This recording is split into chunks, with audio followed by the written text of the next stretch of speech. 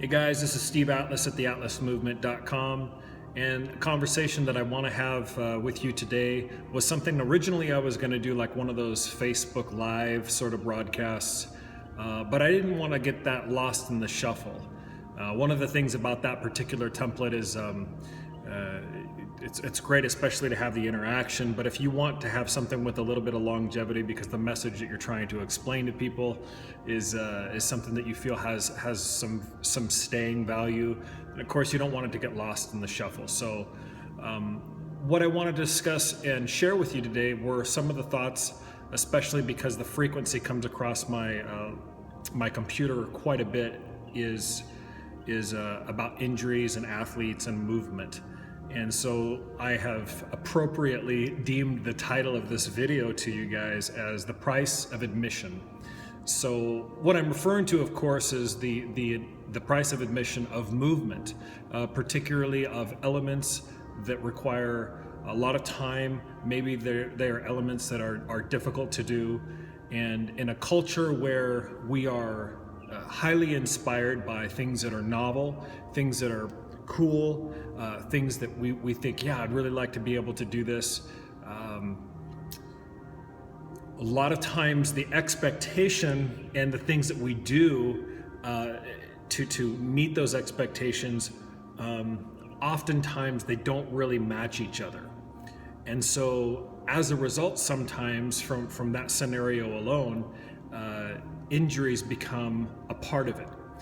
And I remember an old coach of mine, his name is Yuval Ayalon, happened to be, now he's a very good friend. He teaches a lot of hand balancing, great performer, great guy. I remember asking him when he was in the production Le Rêve, I said, how do you avoid from becoming injured? Because of everything that you do is obviously very, very high intense, and it's a lot of work, and the frequency, 2 shows every night and this kind of thing, and all the tumbling and all that, acrobatic stuff. How do you keep from, he goes, very candidly, and I'll never forget this, he looks right at me, and without even having to really think, he says, sometimes you just don't. Sometimes you get injured, he warms up, he's done the homework, he's done everything, but that alone sometimes is not going to prevent you from becoming injured. It's part of the game. So when you add the real risk factors of all this, your warm-up. Your warm-ups are things that can really deter a lot of injuries from occurring to begin with. So that goes hand in hand with your training.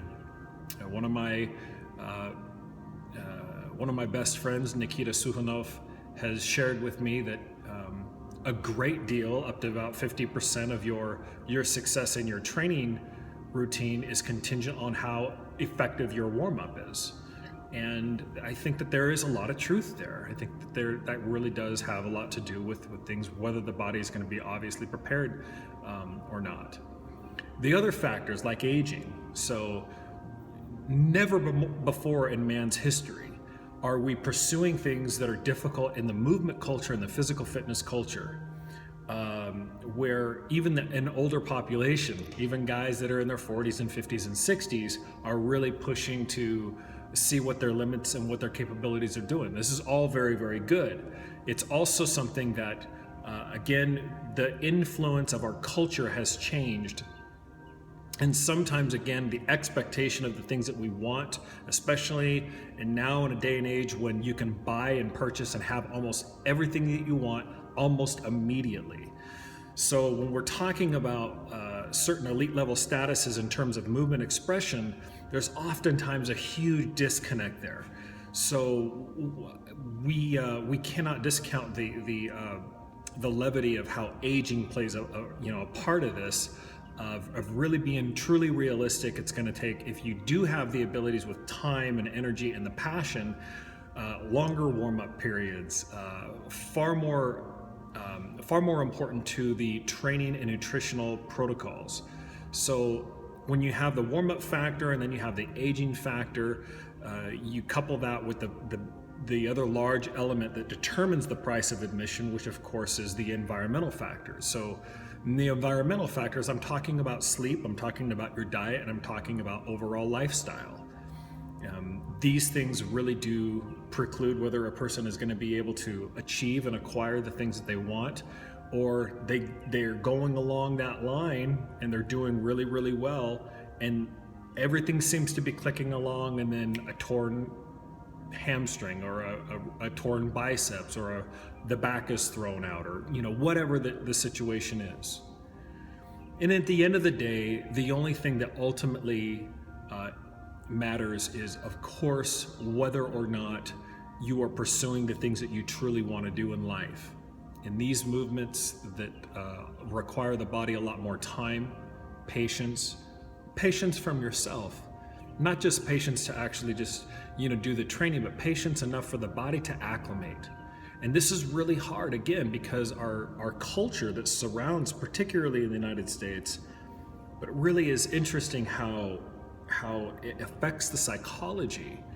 And then somehow we feel like if we get injured, or it's taking longer to actually achieve those particular goals than originally anticipated, then we really beat ourselves up. We feel less than if we could actually stay on task with what it is that we're going after. At the end result, and I can say this with some level of an objective view, after 23 years of teaching, you really truly learn that, for me anyway, and many of the athletes that I've worked with, we think it's about that final picture. We think it's about that final element, that if we sacrifice all these great things, once I have that, it will encompass everything. I can tell you 100%, at least the little truth that I have in my life, the journey of what the self-discovery brings along the way has 10 times the value of that one final finished product, because I've changed my main goals so many times with the same pursuit, the same thing. If I can just get this, I get that, and I haven't quite satiated the other things that are truly driving the ambition behind Steve Atlas. But then I take away and I go, what did I learn about myself? What did I learn? What did maybe that injury teach me about myself? How did it teach me in my approach? So we look at things a little bit differently as we age, and hopefully we can scale our training and our warm-up a little differently. Hopefully we can accept that there's a certain amount of structural, physiological, hormonal changes that don't necessarily work in our favor as we age, although there are some things. One of the things that aging does provide the athlete is a greater sensitivity to feeling what their body's trying to tell them. Quick example that, when I'm in my 20s, it was easier for me to ignore pain and just push past and go through, and that's probably when I had the largest amount of my injuries. My physical bodily injuries came when I was in my 20s. Because although I was very, very strong, I had an inability to listen to what my body was doing.